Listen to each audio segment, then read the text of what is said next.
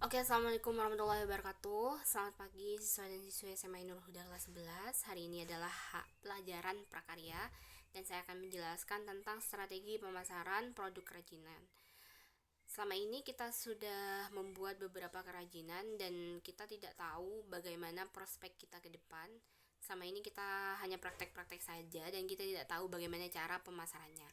Tentunya kita setiap membuat sesuatu itu atau memulai usaha, kita harus tahu apa saja sih yang harus kita lakukan untuk menukar kerajinan ini dengan produk ini dengan suatu penghasilan atau uang gitu.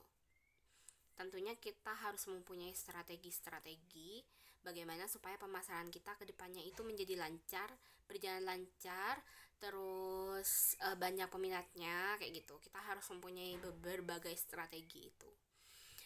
Yang pertama dalam strategi pemasaran produk kerajinan itu adalah menentukan target market. Kita harus tahu orang yang kita tuju itu siapa aja, bagaimana mereka apa ya, bagaimana caranya supaya kita bisa menjual produk itu dengan yang banyak gitu kepada mereka. Nah, semisal kita itu mau menjual kerajinan dari bambu gitu ya. Misal kita target marketnya kita itu adalah orang Kalianan dan orang kota. Orang Kalianan itu berapa persen sih yang membeli dan orang kota itu berapa persen? Tentunya orang kota itu akan lebih banyak membeli produk kita karena di sana minim bahan bakunya gitu, minim orang-orang yang membuat itu.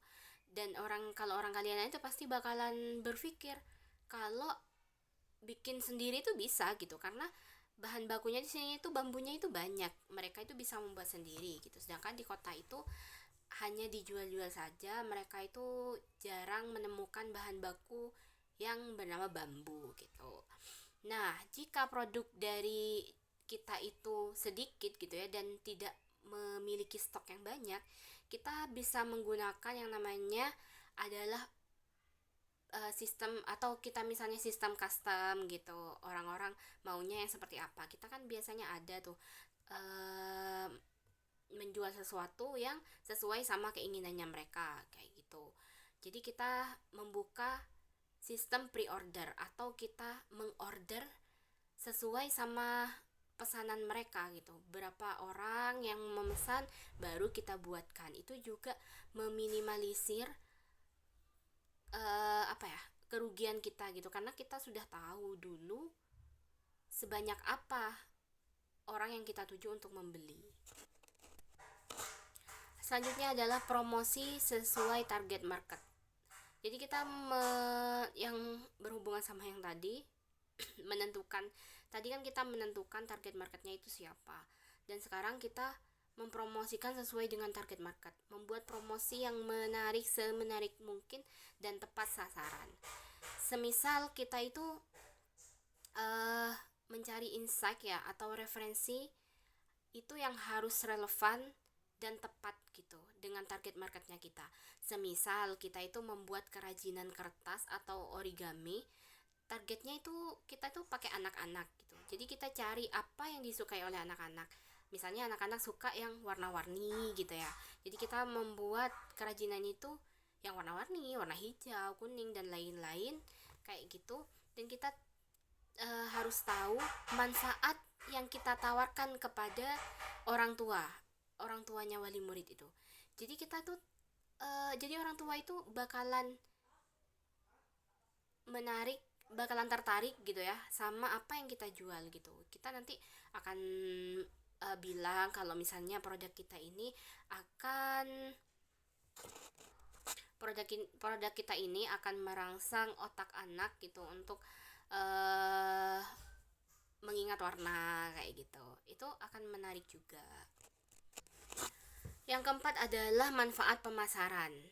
Manfaat pemasaran itu pemasaran online gitu ya, manfaat pemasaran online. Jadi perkembangan teknologi saat ini itu sarana yang tepat untuk melakukan pemasaran. Seperti misalnya saya sendiri pun itu suka sekali belanja online gitu ya, karena itu tidak menghabiskan banyak waktu dan juga efisien sekali gitu. Jadi kita harus juga memanfaatkan platform-platform media sosial seperti misalnya Instagram, Facebook, WhatsApp gitu ya, atau yang paling banyak dicari sekarang itu Lazada, Shopee kayak gitu. Itu kan memang untuk pemasaran. Nah, kita membuat tuh di situ toko-toko di situ untuk menjual produk-produknya kita gitu. Kita harus rajin-rajin lah untuk mempromosikan. Kita juga harus misalnya nih, ada kita jual jual sesuatu dan orang di samping kita juga menjual sesuatu yang sama gitu. Tapi kita menggunakan sosial media, mereka enggak gitu. Otomatis orang akan lebih tahu tentang kita. Karena apa? Karena untuk zaman sekarang, sosial media itu sangat berpengaruh sekali. Setiap orang, setiap waktunya pun itu akan memegang HP dan mencari tahu sesuatu lewat HP-nya gitu. Yang terakhir adalah mengikuti event atau bazar. Jadi kayak misalnya kita ada acara nih di BEP gitu, ada acara setiap hari Minggu kan, di situ banyak tuh orang jualan. Nah, kita juga ikut jualan di sana untuk mempromosikan apa sih yang kita jual gitu, bisnis-bisnis yang eh,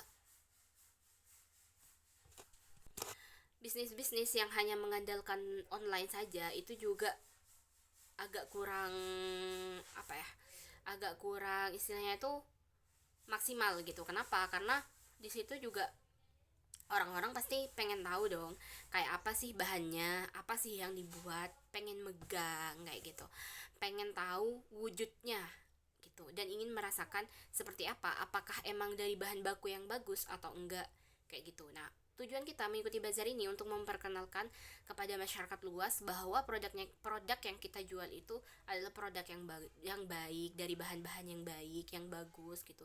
Jadi mereka tidak akan ragu lagi sekalipun mereka membeli lewat online kayak gitu. Oke, jadi mungkin itu dulu.